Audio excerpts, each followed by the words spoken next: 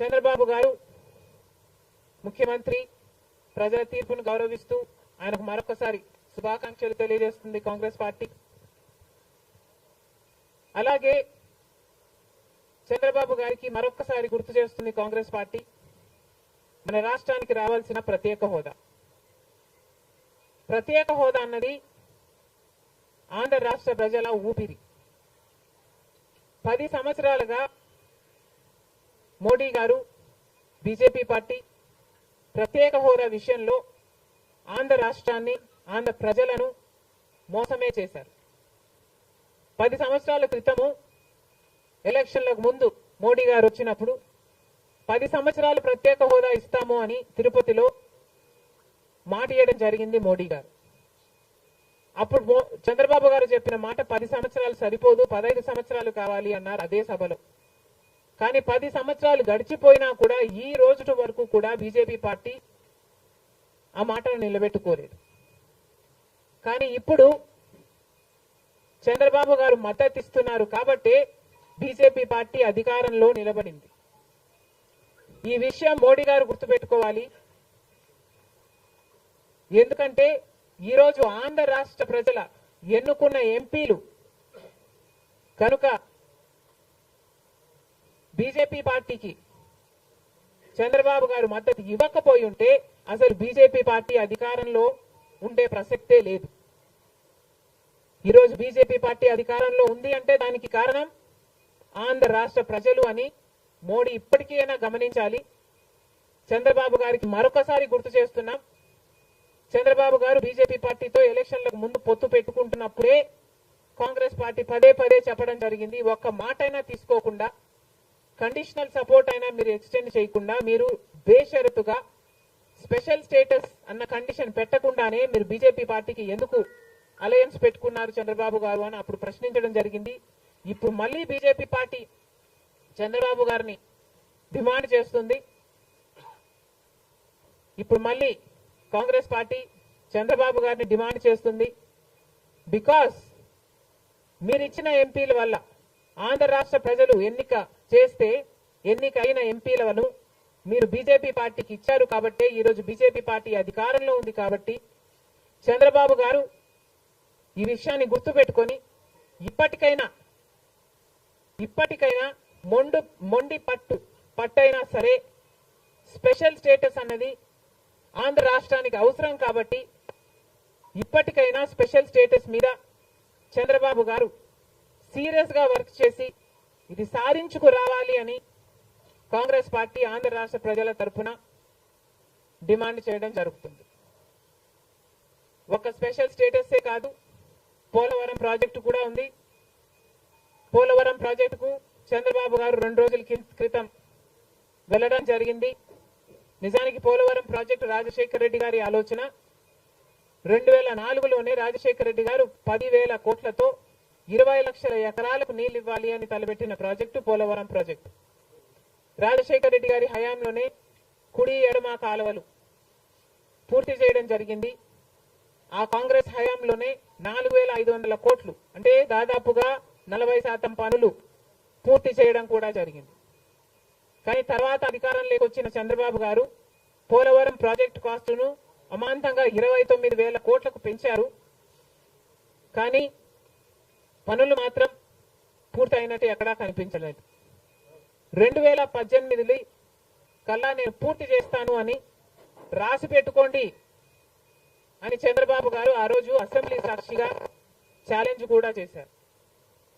కానీ పోలవరం ప్రాజెక్టు చంద్రబాబు గారి వాళ్ళ సాధ్యం కాలేదు, పూర్తి చేయలేదు. ఆ తర్వాత అధికారంలోకి వచ్చిన జగన్మోహన్ రెడ్డి గారు పోలవరం ప్రాజెక్టుని మళ్ళీ రివర్స్ టెండరింగ్ అంటూ మొదలుపెట్టి 55,000 కోట్ల రూపాయలకు దాన్ని ప్రాజెక్టు కాస్టును పెంచారు. తీరా చూస్తే ఏ పని జరగలేదు. ఇప్పటికైనా చంద్రబాబు గారు చెప్తున్న మాట ఏమిటి అంటే 75% పనులు మా హయాంలోనే పూర్తయ్యాయి, 25% పనులు మిగులున్నాయి, నేను పూర్తి చేస్తాను అని చెప్పడం జరిగింది మొన్న చంద్రబాబు గారు. చంద్రబాబు గారిని కాంగ్రెస్ పార్టీ ప్రశ్నిస్తుంది. మరి 25% పనులు మాత్రమే మిగులుంటే 4 సంవత్సరాలు పడుతుంది అని మీరు ఎందుకు చెప్పారో చంద్రబాబు గారు సమాధానం చెప్పాలి. పోలవరం ప్రాజెక్టు మీద ప్రజలకు క్లారిటీ లేదు కాబట్టి పోలవరం ప్రాజెక్టు మీద ఒక వైట్ పేపర్ మీరు రిలీజ్ చేయండి. దాంట్లో అసలు పోలవరం పరిస్థితి ఏమిటి, దాని డిజైనింగ్ దగ్గర నుంచి మొదలు పెడితే అసలు దాని ప్రస్తుత పరిస్థితి ఏమిటి, మీరున్న 5 సంవత్సరాల అధికారంలో ఉన్నప్పుడు ఏం చేశారు, తర్వాత జగన్మోహన్ రెడ్డి గారు ఏం చేశారు, ఇప్పుడు ఏమి చేయాలి, ఎగ్జిక్యూషన్ కథ ఏమిటి, అన్నిటి మీద చేస్తుంది. ఇదే కాకుండా రాష్ట్రంలో ఎన్నో సమస్యలు ఉన్నాయి. ఏపీ రీఆర్గనైజేషన్ యాక్ట్ లో మనం తెచ్చుకోవాల్సింది, సాధించుకోవాల్సింది ఎన్నో ఉన్నాయి.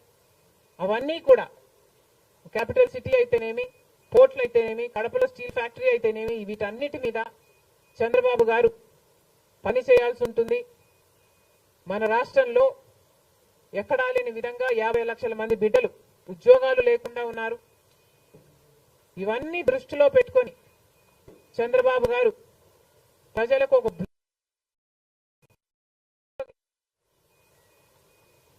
బాగుంటుందని కాంగ్రెస్ పార్టీ భావిస్తుంది.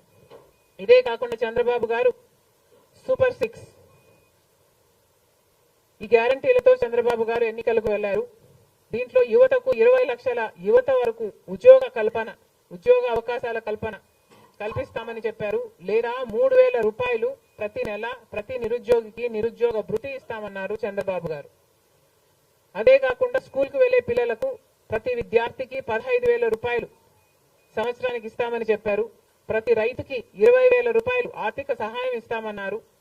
ప్రతి మహిళకు నెలకు 1,500 ఆర్థిక సహాయం, అంటే ప్రతి మహిళకి కూడా ఒక పెన్షన్ లాగా 1,500 ఇస్తామని చంద్రబాబు గారు మాటిచ్చారు. మహిళలకు ఉచిత బస్ ప్రయాణమే కాకుండా ఏడాదికి 3 గ్యాస్ సిలిండర్లు కూడా ఉచితంగా ఇస్తామని చంద్రబాబు గారు సూపర్ 6 లో ఇవ్వడం జరిగింది. ఇవన్నీ కూడా చంద్రబాబు గారు దీని విధి విధానాలు ఏమిటో, మొదలు పెట్టే తేదీ ఏమిటో వీటి మీద కూడా చంద్రబాబు గారికి స్పష్టత ఇవ్వాల్సిన అవసరం ఉంది. ఇవన్నీ ఎందుకు చెప్తున్నాము అంటే మన రాష్ట్రము మిగతా రాష్ట్రాల్లాగా కాదు. మన రాష్ట్రము చాలా వెనకబడి ఉన్న రాష్ట్రం. వెంటనే పని చేయాల్సిన అవసరం ఉంది కాబట్టి మేము చంద్రబాబు గారిని,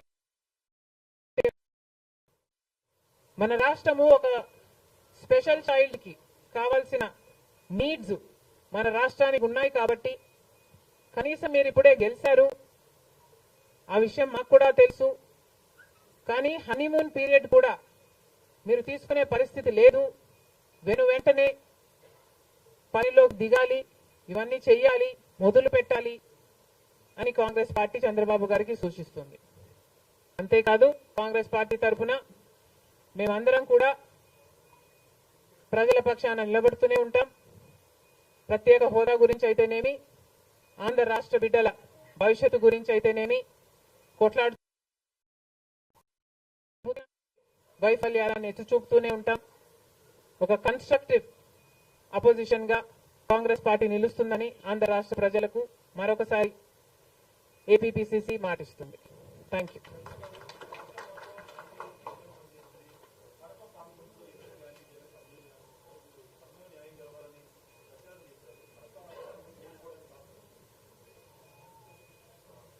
Kadapa situation is a different situation because కడపలో ఎంపీ ఉన్నాడు, ఎమ్మెల్యే ఉన్నాడు, అధికార పక్షం. అక్కడున్న ప్రజలు భయభ్రాంతులు గురై బ్రతుకుతున్న ప్రజలు. ప్రభుత్వానికి వ్యతిరేకంగా అంటే యువజన శ్రామిక రైతు పార్టీకి వ్యతిరేకంగా పనిచేస్తే, ఓటేస్తామని తెలిస్తే మాకు వచ్చే స్కీములు పోతాయి, అవి కాకుండా మా మీద కేసులు పెడతారు, దాడులు చేస్తారు అన్న భయం కూడా ప్రజలలో ఉంది. ఓటుకి 3,500 రూపాయల నుంచి ఇవ్వడం జరిగింది. విచ్చలవిడిగా డబ్బులు ఖర్చు పెట్టారు, డబ్బులు పని చేయకపోతే బెదిరించారు, లేకపోతే కేసులు పెడతామని, స్కీములు తీసేస్తామని, ఇలాంటి ఎన్నో ప్రలోభాలకు కడప ప్రజలు గురయ్యారు. ఇవన్నీ కూడా పనిచేశాయి. నేను కడపలో గెలవకపోవడానికి కారణం టైం అనే నేను అనుకుంటున్నాను. బికాస్ నేను కడపలో తిరిగింది కేవలం 14 రోజులు మాత్రమే. 14 రోజులు క్యాంపెయిన్ చేశాము. మిగతా టైం స్టేట్ వైడ్ క్యాంపెయిన్ చేశాము. మేము 14 రోజులు ఎంత కష్టపడినా కూడా we were not able to cover most of the geographical area. చాలా మటుకు రూరల్ ప్రాంతాలలో కనీసం రాజశేఖర రెడ్డి బిడ్డ పోటీ చేస్తుంది అన్న విషయం కూడా చాలా మందికి తెలియలేదు. మేము పోటీ చేసింది కూడా ఎలాగైనా సరే మళ్ళీ హంతకులు హత్య చేపించిన వాళ్ళు చట్టసభలకు వెళ్ళకూడదు అని ఉద్దేశంతో మాత్రమే పోటీ చేయడం జరిగింది. సరే, అది జరగకపోయి ఉండొచ్చు, కానీ ప్రజల కంటే పైనున్నది దేవుడు. ఐఎమ్ వెరీ ష్యూర్ వాళ్ళ పాపం పండుతుంది. పండే రోజు కోసం దేవుడు కూడా ఎదురు చూస్తున్నాడని నా అభిప్రాయం.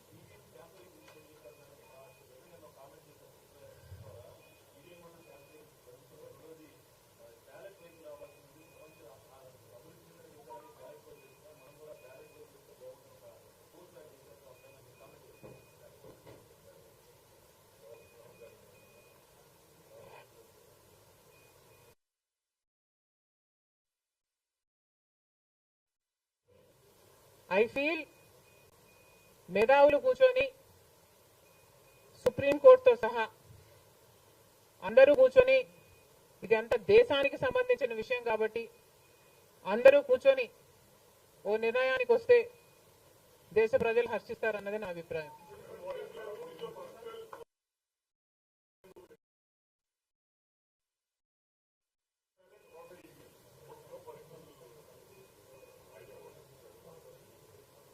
How does it matter what I think personally? Exactly. The reason I want Supreme Court to be involved is because I don't know the entire positives and the negatives of it. So there should be intellectuals, there should be the best of the judicial sitting and discussing over it and see the pros and the cons of it and then come to a decision is what I think. Because as of now, I do not have the entire information of the whole topic.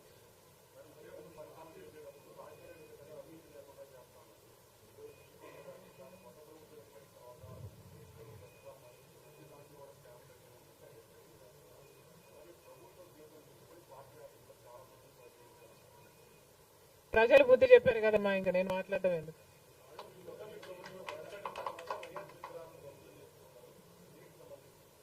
ఇది చాలా దారుణం, ఇది చాలా దారుణం. కేవలం ఒక party ఓడిపోయింది కాబట్టి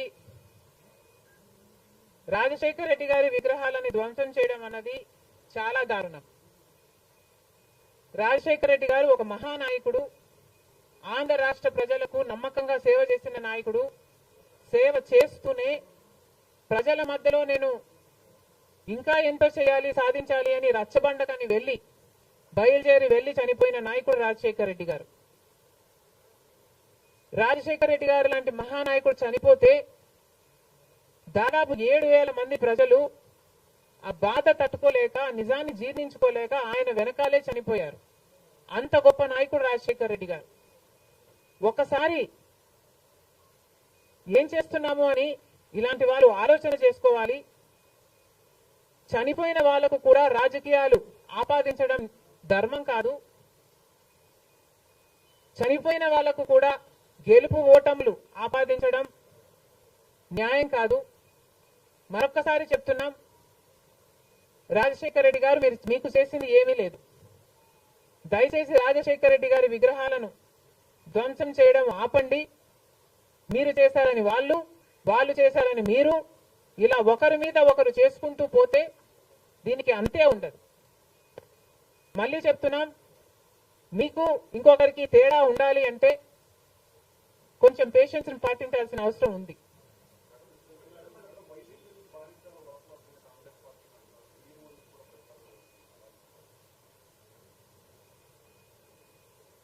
ఈవెన్చువలీ పిల్ల కాలువలన్నీ సముద్రంలో కలవాల్సిందే.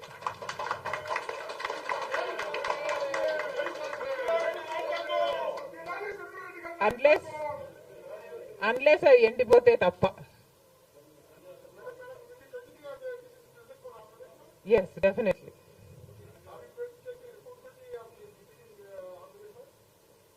There is no taking the responsibility of anything in Andhra Pradesh, because in Andhra Pradesh, Congress is the only party that has stood by the people and has fought for the special status. On the one hand, Mr. Chandrababu Naidu, who was Chief Minister for 5 years, neglected special status, and then Mr. Jagan Mohan Reddy became the Chief Minister and continued neglecting the special status. Congress party was the only party fighting for special status and for all the rights of the AP Reorganization Act. The people of Andhra know this, but they also know that their vote should not go to waste. And because they were very decisive, that they wanted change, they voted this time with a vengeance for change.